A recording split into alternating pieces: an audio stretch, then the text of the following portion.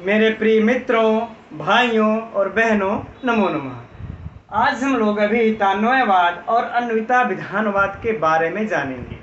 मित्रों, यह अत्यंत महत्वपूर्ण टॉपिक है। इतना महत्वपूर्ण टॉपिक है कि परीक्षा आपकी जीआईसी लेक्चरर की हो या असिस्टेंट प्रोफेसर की, नेट जेआरएफ की या फिर पीजीटी इत्यादि की हो, इससे संबंधित एक दो प्रश्न तो पूछता ही पूछता है। इसलिए हम लोग इस टॉपिक को अत्यंत सरल और स्पष्ट शब्दों में समझेंगे और साथ ही विगत परीक्षा में पूछे गए प्रश्नों और जो संभावनाएं बनती हैं संभावित प्रश्नों की भी चर्चा करेंगे। ठीक, तो आइए मैं आप लोगों के बिल्कुल जीरो से समझाता हूं और अगर समझ में आप लोगों के आ जाए तो इसका कमेंट बॉक्स में हमें कमेंट करके अवश्य बताइएगा। ठीक, तो आइए हम लोग शब्द बोध से प्रारंभ करते हैं। इसका शब्द का बोध। मित्रों, हमारे भारतीय साहित्य में शब्द बोध अर्थात शब्दों का बोध अर्थ जानना, इसकी चर्चा 3 शास्त्रों में विशेष रूप से हुई है। अब आप लोग सोचते होंगे कि ये कहाँ ला करके फंसा दिए, ये क्या पढ़ा रहे हैं। तो मित्रों, इससे भी परीक्षा में प्रश्न पूछा है, यह आवश्यक है ना। पहला कि व्याकरण शास्त्र, व्याकरण शास्त्र। दूसरा है न्याय शास्त्र, है ना, न्याय शास्त्र। और तीसरा है जो वो है मीमांसा शास्त्र। ठीक, इन तीनों में मित्रों इसका शब्द बोध का विशेष रूप से वर्णन हुआ है ना। इनके बारे में तो जो व्याकरण शास्त्र में जिसका विवेचन है मुख्य रूप से पद पदार्थ का, इस पद पदार्थ का विशेष रूप से विवेचन है, इसलिए इस व्याकरण शास्त्र को पद शास्त्र भी कहते हैं। पद शास्त्र भी कहते हैं, ये इतना याद रखिएगा मित्रों। और जो न्याय शास्त्र में है इसमें प्रमाणों का विशेष रूप से विवेचन है, इसलिए न्याय शास्त्र को हम प्रमाण शास्त्र भी कहा जाता है। यह मित्रों परीक्षा में पूछता है ना। अभी बताएंगे कैसे प्रश्न पूछा था। अब जो मीमांसा में है इसमें मित्रों वाक्यार्थ शैली, इसमें वाक्यार्थ शैली का विशेष रूप से विवेचन है ना, इसलिए इसको वाक्य शास्त्र कहते हैं। इसको हम वाक्य शास्त्र कहते हैं। ठीक, यह परीक्षा का प्रश्न है मित्रों। अब थोड़ी सी अब यहाँ पर उसकी चर्चा कर लेते हैं कि वाक्य शास्त्र किसको कहते हैं। ऑप्शन में दे देगा व्याकरण, न्याय, मीमांसा, दर्शन। तो आप क्या लगाएंगे, मीमांसा को वाक्य शास्त्र कहते हैं। इसी के तरह तीनों से यह प्रश्न परीक्षा में पूछ सकता है, इसलिए हम लोग यह तीनों को याद रखेंगे और परीक्षा में पूछा भी है। ठीक, अब देखिए, तो हमें ये जो शब्द बोध है इसको शब्द बोध के लिए हमें इन तीनों की आवश्यकता पड़ती है। व्याकरण शास्त्र, न्याय शास्त्र और मीमांसा शास्त्र, इन तीनों की आवश्यकता हमें शब्द बोध के लिए पड़ती है। और जो इन तीनों का मित्रों मर्मज्ञ है, जो विद्वान है, जो पंडित है, इन तीनों को जो जानता है, पद शास्त्र, प्रमाण शास्त्र और वाक्य शास्त्र को, उसको हमारे यहाँ हमारे भारतीय संस्कृत साहित्य में, संस्कृत में उसको पद वाक्य प्रमाणज्ञ इस पद से विभूषित किया जाता है, सम्मानित किया जाता है ना। उसको यह उपाधि दे दी जाती है पद वाक्य प्रमाणज्ञ। किसको, जो इन तीनों में निष्णात विद्वान होता है। ठीक, तो उसको ये उपाधि दे दी जाती है। इसका जो है कि एक भवभूति कवि हैं जो कि जिन्होंने अपने आप को स्वयं उन्होंने पद वाक्य प्रमाणज्ञ कहा था। यद्यपि उनको किसी ने उपाधि दी नहीं थी, उन्होंने स्वयं ही यह उपाधि अपने नाम रख ली थी। ठीक, अगर यह प्रश्न भी पूछा जा चुका है परीक्षा में।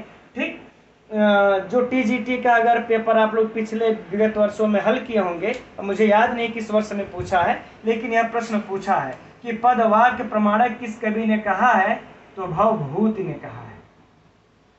आगे बातें समझ में, तो हमें इसको भी याद रखना है।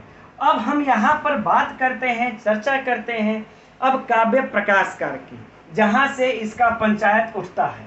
तो काव्य प्रकाश अपने द्वितीय उल्लास में 6वें सूत्र में और 7वें में जाकर कहते हैं कि तात्पर्यार्थोपि केषुचित्, कि तात्पर्य नामक एक चौथा अर्थ होता है, कुछ विद्वानों ने कहा है।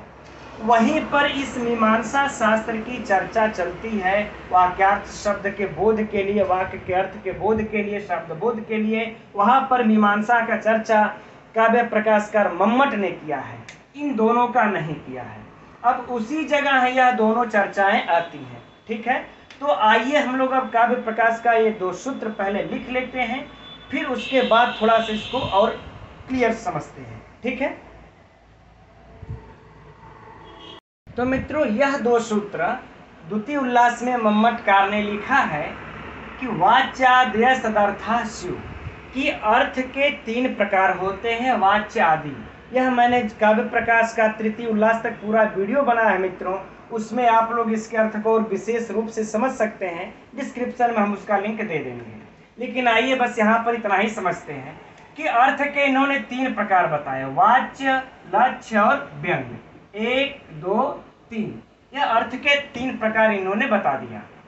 अब उसके बाद कहते हैं कि एक तात्पर्य नामक एक अर्थ होता है, केषुचित् मतलब कुछ लोग उसको मानते हैं। यह चौथा प्रकार का अर्थ हो गया। अर्थ के प्रकार एक वाच्य तो है, लक्ष्य है, व्यंग्य है, यह चौथा हो गया तात्पर्य। अब बातें समझ में आ गई। अब यहाँ पर यह परीक्षा का प्रश्न है मित्रों की केषुचित् से किसको लिया जाता है। तो केषुचित् का यहाँ पर अर्थ मीमांसक होगा, है ना। क्या क्या होगा, मीमांसक। तो अगर परीक्षा में ऐसे प्रश्न आ जाए कि यह सूत्र दे करके कि केषुचित् से किसका बोध होता है या किसको माना है काव्य प्रकाश ने, आप सब ये दे देगा भैया करड़ी, है ना, जो है कि दार्शनिक या मीमांसक, तो हम मीमांसक लगाएंगे यहाँ पर। मीमांसक में कुमारिल भट्ट और उनके जो अनुयायी थे उनको माना है। ठीक, तो अब यहाँ पर यह एक प्रश्न हो गया। और परीक्षा का जो और भी महत्वपूर्ण जो दूसरा प्रश्न है, यह पूछा भी है मित्रों कि काव्य प्रकाशकार ने चौथी अर्थ के प्रकार को कौन सा चौथा अर्थ का प्रकार माना है। तो यह तात्पर्य माना है ना। या फिर ऐसा दे दे कि तात्पर्य उन्होंने कौन सा मतलब इसको माना है, पहला, दूसरा, तीसरा या चौथा। तो इन्होंने चौथा माना है तात्पर्य का। ठीक, अब लेकिन जब बात हम लोग मीमांसक की यदि करते हैं, ये इन्होंने माना है। यदि बात हम लोग मीमांसक की करें तो इनके निगाह में, मीमांसक के निगाह में, तो पहला तो वाच्य है और दूसरा जो है लक्ष्य है, और लेकिन जो तीसरा है मित्रों वो इसी तात्पर्य को मानते हैं, है ना। इसी तात्पर्य को मानते हैं जो अर्थ के जो प्रकार हैं, है ना, अर्थ के प्रकार। ठीक, तो ये 3 में तीसरा इन्होंने तात्पर्य को मानते हैं। इनके निगाह में, मीमांसक के निगाह में व्यंजना या व्यंग नामक कोई शक्ति या अर्थ होता ही नहीं है। वो वाच्य लक्ष्य के बाद सीधे तात्पर्य पर आ जाते हैं। ठीक, तो यदि परीक्षा में ऐसे प्रश्न पूछे कि मीमांसक के अनुसार, मीमांसकों के अनुसार तीसरा अर्थ कौन है, अर्थ का प्रकार, तो तात्पर्य है। लेकिन काव्य प्रकाशकार के मत में यह तात्पर्य चौथा है, क्योंकि व्यंग को तीसरा मानते, चौथा इसको मानते हैं, और इन्होंने व्यंग को माना ही नहीं, तो इन्होंने तीसरा तात्पर्य को माना। तो इनकी निगाह में तीसरी शक्ति है और काव्य प्रकाश की निगाह में चौथी। तो हमें ये परीक्षा की दृष्टि से हम लोग इसे भी याद रखेंगे। अब यह तात्पर्य है क्या? अब यह तात्पर्य है क्या जो उन्होंने कहा तात्पर्य भी कुछ के मत में होता है, यह तात्पर्य क्या है? अब इसी तात्पर्य को समझने के लिए, बताने के लिए 2 मत मीमांसकों में प्रचलित हुए। वैसे तो और भी ज़्यादा मत प्रचलित हुए हैं, लेकिन हम लोगों को परीक्षा की दृष्टि से 2 ही मत मिलते हैं और 2 ही को हम लोग पढ़ेंगे। एक पहला मत हुआ आपका विहितान्वयवाद और दूसरा मत हुआ अन्विता विधानवाद। ठीक है, तो यहीं से काव्य प्रकाश में यह पंचायत हम लोगों की शुरू होती है। तो आइए अब इसको देखते हैं। ठीक, ये अभिहितान्वयवाद और अन्विता विधानवाद अब है क्या? अब इसको समझना हम लोग प्रारंभ करते हैं, है ना। ठीक, तो यहीं से हम लोग समझ लेते हैं, है ना। अब क्या हम इसको अलग से जगह पर लिखेंगे। ठीक, अभितान्वयवाद और अन्विता विधानवाद। अब अभितान्वयवाद को मानने वाले कौन है? कुमारिल भट्ट। इतना याद रखेंगे आप लोग, कुमारिल भट्ट। ठीक, और इनके अनुयायी थे कौन? पार्थ सारथी मिश्र। पार्थ सारथी मिश्र। अब मित्रों, यह आप लोगों को परीक्षा में दोनों प्रश्न पूछ सकता है। कैसे? अभितान्वयवाद के समर्थक या प्रवर्तक कौन थे मानने वाले? कुमारिल भट्ट। कुमारिल भट्ट का ऑप्शन न दे दे, पार्थ सारथी मिश्र दे, तो भी आप लोग इनको लगाएंगे, है ना, क्योंकि उन्हीं के अनुयायी थे और इसी मत को यह मानते थे। या दोनों ऑप्शन में रख दे तो कि उपयुक्त दोनों, तो प्रयुक्त दोनों, इनको मानने वाले यह दोनों लोग हैं, इसी मत को मानने वाले, चलने वाले। अब जो अन्विता विधान है, यह कौन है? प्रभाकर गुरु। ठीक, इस मत को मानने वाले कौन है? प्रभाकर गुरु। और इन्हीं के जो अनुयायी थे, शिष्य थे, एक शालिक नाथ मिश्र। शालिक नाथ मिश्र। ठीक, वह क्या करते थे? यह भी शालिक नाथ मिश्र भी और प्रभाकर गुरु, ये प्रभाकर गुरु तो इसका यह प्रवर्तक ही थे, और इनके अनुयायी जो शालिक नाथ मिश्र थे, यह भी इसी मत को मानते थे। यद्यपि कुमारिल भट्ट के शिष्य प्रभाकर गुरु भी थे। यह जो है इनके शिष्य थे प्रभाकर गुरु। यह जो गुरु की उपाधि है, यह भी परीक्षा का प्रश्न है मित्रों। यह गुरु इनका कोई वो नहीं है, गुरु उपाधि दिया गया था इनको, और वह किसने दिया था? कुमारिल भट्ट ने दिया था गुरु की उपाधि। इनके संबंध में ये कभी भी इन लोगों में पड़ती ही नहीं थी, कहा जाता है। गुरु शिष्य तो थे, यह पूर्व चलते थे तो पश्चिम चलते थे। यह जो मत देते थे, ठीक उसका उल्टा यह भी देते थे, खंडन के साथ।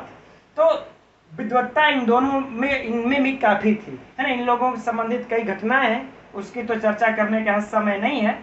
तो ये बातें हम लोगों को याद रखनी है, दोनों इसके प्रवर्तक और जो है इनके अनुयायी, ये दोनों लोग मानने वाले थे।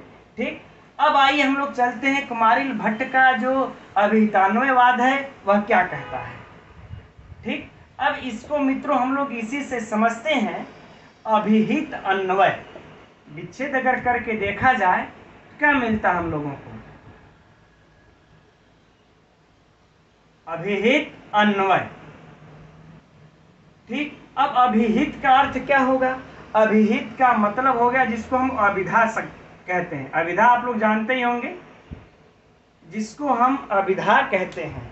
ठीक, अब तो इनके कहने का तात्पर्य है कि जो हमें तात्पर्यार्थ की जो प्रतीति होती है, तो पहले पद से पदार्थ की प्रतीति होती है, जो उसकी अभिधा की प्रतीति होती है।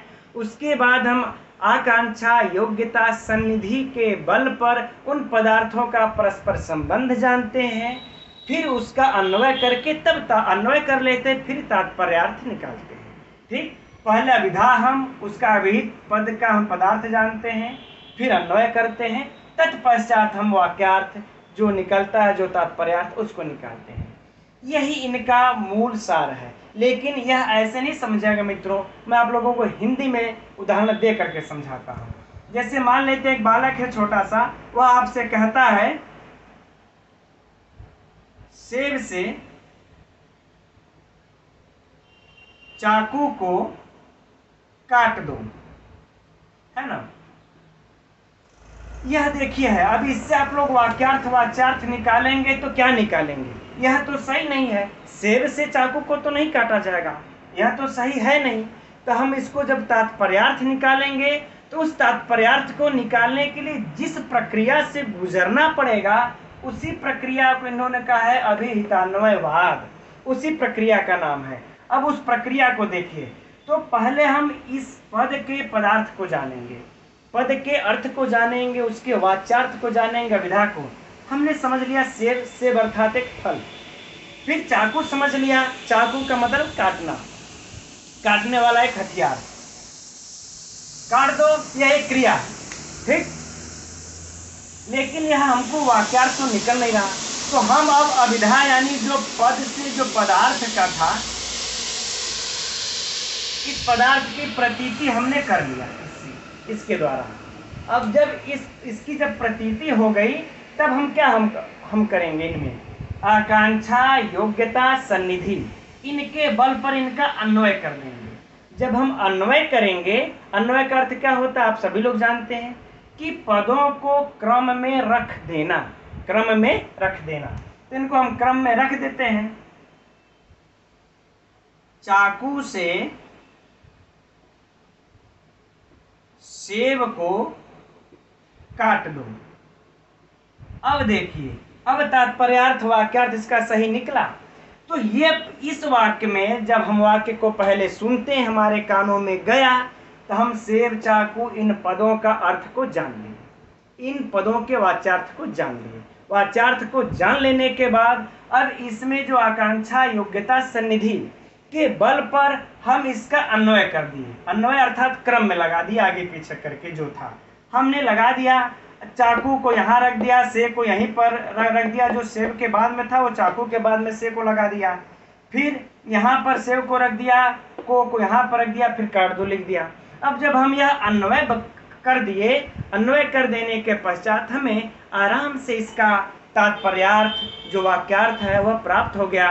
कि कहने का भाव यह है कि चाकू से सेब को काट दो। अब बातें समझ में आ गई।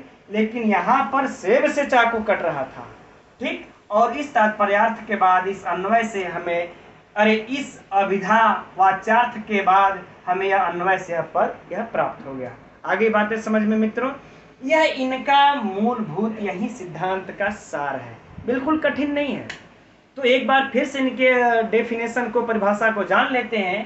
कह रहे हैं ये हमारे कुमारिल भट्ट जी की, किसी भी वाक्य को सुनने पर पहले हम उसके पद से पदार्थ या अभिधा वाच्यार्थ की प्रतीति होती है, और उसके बाद हम आकांक्षा, योग्यता, सन्निधि, यह तीनों का भी आप लोग व्याख्या जानते ही होंगे कि इन तीनों से, जिन तीनों की योग्यता जिसमें होती है उसी को हम वाक्य कहते हैं। यह तीनों में से अगर कोई एक भी नहीं है तो उसको हम वाक्य नहीं कहेंगे, ठीक। तो इस पे हम लोग समय नहीं देंगे, ठीक है ना। तो कहने का भाव इनकी यही है कि पहले हम पद के पदार्थ वाच्यार्थ की प्रतीति करते हैं, फिर उसका आकांक्षा, योग्यता, सन्निधि के बल पर उनका हम अन्वय करते हैं। अन्वय हो जाने के बाद हम तात्पर्यार्थ निकाल लेते हैं। अब बातें क्लियर। अब हम लोग अन्विता विधानवाद पर चलते हैं। अब प्रभाकर गुरु यह कह रहे हैं ऐसा नहीं है, ऐसा बिल्कुल भी नहीं है जो आपने कहा कि पहले केवल अभिहित जो पदार्थ है उसका हमको अर्थ प्राप्त होता है, फिर अन्वय करते हैं, ऐसा नहीं है। लेकिन आप लोग सोचते होंगे कि प्रभाकर गुरु तो सरासर गलत कह रहे हैं, यह इन्हीं का यह जो सिद्धांत हमें सही लग रहा है। लेकिन नहीं, इनका भी कहना सही है। यह कहते हैं कि जब कोई व्यवहार से सीखता है, जब हम व्यवहार में लाएंगे तभी आपका जो नियम बताए हैं हमारे गुरुजी यह लागू नहीं होगा। सिद्धांत कैसे? जैसे मान लेते हैं तो पहले तो उसके लिए क्या करना पड़ेगा, तो कहते हैं पहले यह अन्वय करेंगे, पहले करेंगे अन्वय, उसके बाद जो है अभिहित यानी अभिधा, अभिधा यानी इन संकेतों को हम इसके अभिधा अर्थ को जानेंगे। उल्टा हो गया ना, देखिए यहीं पर, हालांकि वो उदाहरण को हम लोग अभी देखेंगे, लेकिन यहाँ पर देखिए यह पहले अभिधा किए फिर अन्वय किए, अभिहित फिर अन्वय, और ये पहले अन्वय किए फिर अभिधा किए। अब बातें क्लियर? तो ठीक उल्टा हो गया। तो लेकिन अब आप लोग सोच रहे होंगे अब यही बातें कि कैसे अन्वय के, पहले अन्वय क्या होगा फिर अभिधा कैसे। तो ये कह रहे हैं जो प्रभाकर गुरु कि जब हम व्यवहार से सीखते हैं, जब व्यवहार में लाते हैं तो इनका नियम लागू नहीं होगा। कैसे? जैसे अगर किसी बालक को कह दिया जाए कि कलम रख दो, कलम रख दो, है ना, तब देखिए अगर मान लेते हैं जैसे ऐसे कि कोई एक बड़े पिता है वहां पर, वहां उनका एक बड़ा बेटा बैठा, एक छोटा बेटा। छोटा बेटा भी इतना छोटा है कि उसको न कलम का अर्थ पता है न रख दो का अर्थ पता है, तो वहाँ पे बैठे बैठे बस देख रहा है। और जो बड़ा बेटा है उसको पिताजी ने आदेश दिया कि बेटा कलम रख दो, तो उसने क्या काम किया, बड़े बेटे ने कलम को लिया रख दिया। अब यह छोटा बेटा जिसको कि अर्थ पता ही नहीं है कलम का, तो वह देख रहा है। तो अब आप भी यहाँ पर थोड़ा सा हम रुकना चाहेंगे, यहाँ इनकी तुलना करेंगे। तो अब यहाँ पर इनका जब प्रभाकर गुरु कहना है, अगर बच्चा है तो उसे तो इसका अभिधा अर्थ ही नहीं पता है कलम का, कि कलम कहते किसको है, तो कैसे अन्वय कर लेगा। बातें समझ में आई कि नहीं। और ये कह रहे हैं पहले हम अर्थ को जान लेंगे। सेब, सेब क्या एक फल है, इसके अर्थ को जान लिए, चाकू के अर्थ को जान लिए, काट के दो अर्थ जान लिए, उसके बाद हम अन्वय करते हैं। लेकिन जब यहाँ पर एक बालक आ जाएगा तो बालक को यदि व्यवहार से सिखाना होगा तब कैसे करिएगा। बालक का तो पता ही नहीं है कलम का अर्थ क्या होता है, रख दो का अर्थ क्या होता है, तो वो क्या अन्वय करेगा। तो बालक अब वो अन्वय कर ही नहीं सकता क्योंकि उसके पास सुविधा है ही नहीं है। तो क्या करेगा वो, तो पहले वह जो है कि अन्वय कर देगा, अन्वय करेगा अर्थात अन्वय हो जाने के बाद तब उसका अभिधा और वाच्यार्थ निकालेगा कि कलम किसको कहते हैं। जैसे अब कहे कि दवात रख दो, है ना, दवात रख दो, ठीक। अब देखिए, अब दो वाक्य हमने लिख दिया। तो जब वह पिताजी ने कहा कि कलम रख दो, तो बालक देख रहा है, छोटा वाला, छोटा बेटा उनका, कि बड़ा भैया हमारा कलम रख दिया। फिर उन्होंने कहा कि दवात रख दो या डस्टर रख दो, तो उसने डस्टर को भी रख दिया। तो ये अन्वय लगा लिया उसने, छोटे बच्चे ने। और फिर अन्वय लगा लेने के बाद तब अभिधा निकाला कि अभिधा अर्थात वाच्यार्थ, यानी जो उसका अर्थ है कि यार भैया ने पहले ये किया तो ये कलम है, और भैया ने फिर पापा के कहने पर इसको ऐसे रखा तो ये क्या है, दवात है। अब बातें समझ में आ गई कि नहीं। तो पहले उसने अन्वय किया, अन्वय कर लेने के बाद ही उसने यह अभिधा है, अर्थात कलम का अर्थ ये होता है लेखनी, और दवात का अर्थ होता है जिसमें हम स्याही घोलते हैं, तब वह अभिधा बाद में लगाया। अब बातें समझ में आ गई कि नहीं। तो यही यहाँ पर प्रभाकर गुरु कहना चाहते हैं कि ऐसा कुछ नहीं है पहले, क्योंकि हमें यह उक्ति देते हैं कि जो पदार्थों की प्रतीति होती है वह संकेत ग्रह से होती है, संकेत से होती है। तो संकेत हमें कब होता है, जब व्यवहार में हम उसको अन्वय पहले से अन्वित होता है, हम उसको देखेंगे तभी हम उसका संकेत ग्रहण कर सकते हैं। तो इसलिए यह अन्वय से इन्होंने अभिधा को जाना। अब हमारे ख्याल से आप लोगों के प्रभाकर गुरु का भी सिस्टम पता हो गया होगा, ठीक। प्रकार इन्होंने अन्वय करके तब अन्वय से अभिधा को इन्होंने निकाला, ठीक इनके विपरीत चले, ठीक। और फिर इन्होंने कहा कि वाच्य एवं वाक्यार्थ, वाच्य ही वाक्यार्थ होता है, तात्पर्याख्या नामक कोई भी शक्ति की आवश्यकता नहीं होती, वाच्य ही वाक्यार्थ होता है, ठीक है मित्रों। तो इस प्रकार से हम लोग देखते हैं कि इन दोनों लोग तो विपरीत चले, लेकिन इन दोनों लोगों में समानता यही थी, तात्पर्यार्थ को ये लोग मानते हैं, ठीक। तो ये रहा आज का अभितान्वयवाद और अन्विता विधानवाद। हम उम्मीद करते हैं आप लोगों को समझ में आ गया होगा। यदि समझ में आ गया होगा मित्रों तो आप लोग कमेंट करके हमें अवश्य बताइएगा, ठीक है मित्रों। नमो नमः।